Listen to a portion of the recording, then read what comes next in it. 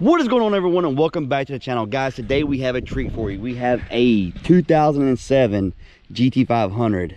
This thing is absolute beauty, and this is owned by Shane. You recently purchased this. Yes. You actually purchased it from the dealership I work at. Right.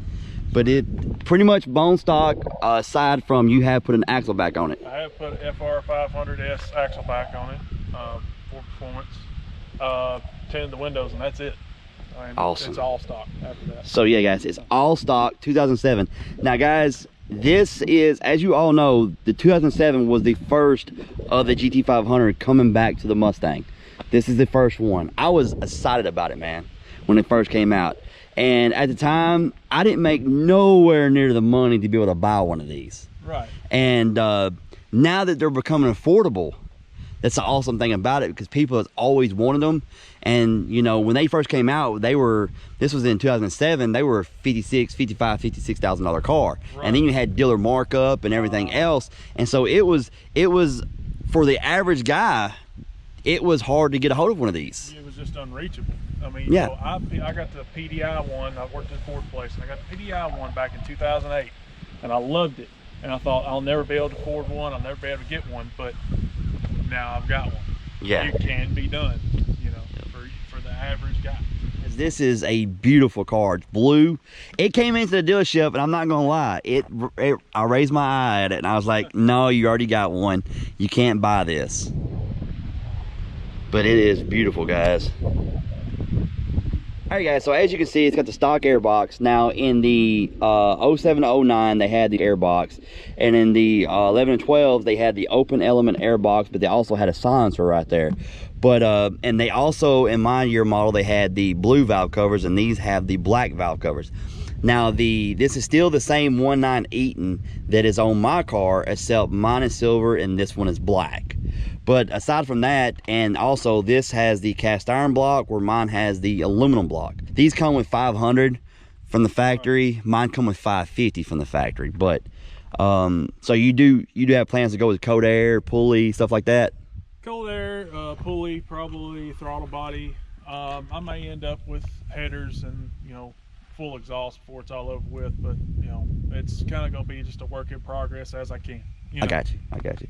So guys, we're going to take this down the road, but first we want to hear this thing. So we're going to fire it up, and we're going to let you guys hear it.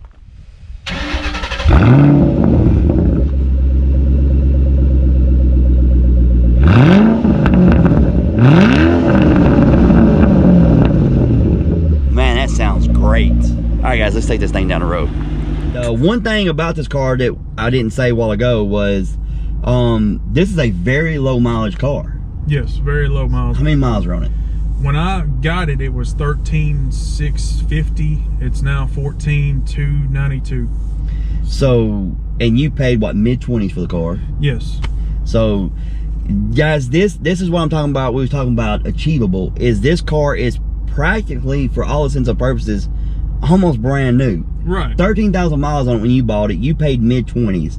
These low mileage cars are becoming a lot more affordable, and a lot of people with the GT500s, they didn't go out and beat on them. A lot of them were garage kept, very well taken care of. So you can get into a 07, 09 low mileage car right now for mid-20 range, and for me, that's a bargain. Guys, this car is extremely clean. Extremely clean. So, but we're gonna take it down the road. All right, so let's do it.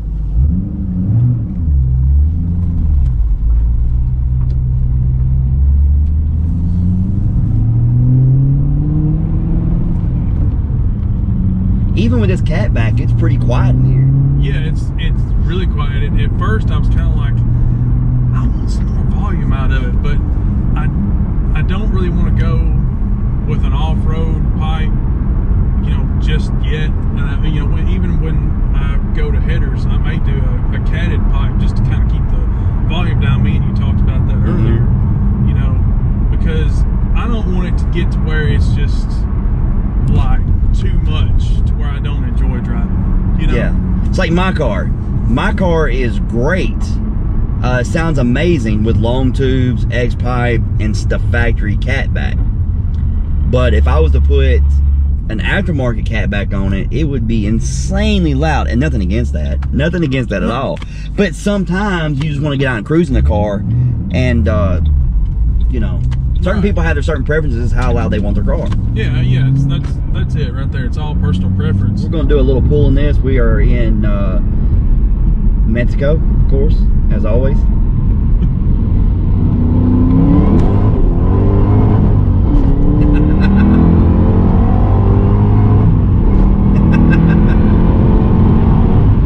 Man, this thing is so enjoyable, man. Right? It's very similar to when I was stock, but man, it's crazy. No traction in first gear. No. None.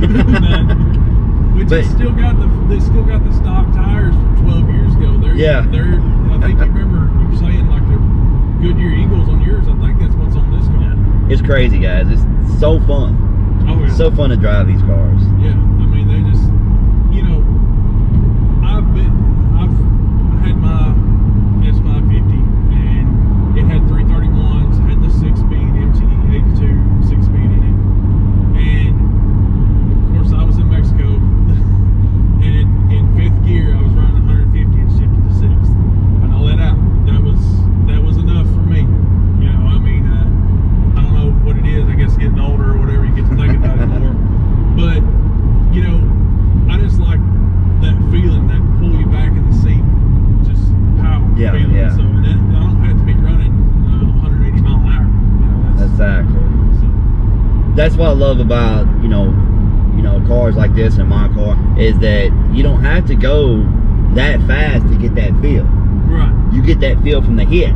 Whereas you know, I always say when I see people going 100 plus going down the road, I'm like, and they're in like a little car or whatever, I'm like, that's how they get their speed rush.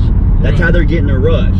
Well, when you got a higher horsepower car, you can get your rush from just a pull. Right. And that's what I love about having power. Everybody asks me, you know, of course, I take my car to the drag strip, but I get a couple people ask me, well, why do you need that much power in a street car? I'm like, because if I'm out and about and I just want to, you know, not in traffic, of course, but I'm out and about and I want to feel it, I can get into it and I can get that feel, get that rush without having to go in 100 plus mile per hour on the street. Whereas if I was in a slower car or less horsepower car, I'd have to get that going fast rush instead of the pull rush.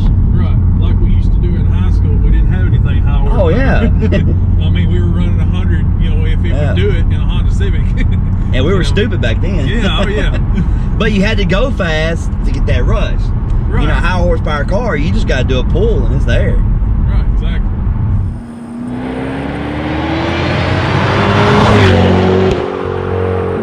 All right, now one thing that we was talking about a while ago that we haven't talked about yet is you actually have a 69 fastback Mustang. Yes, I do. It's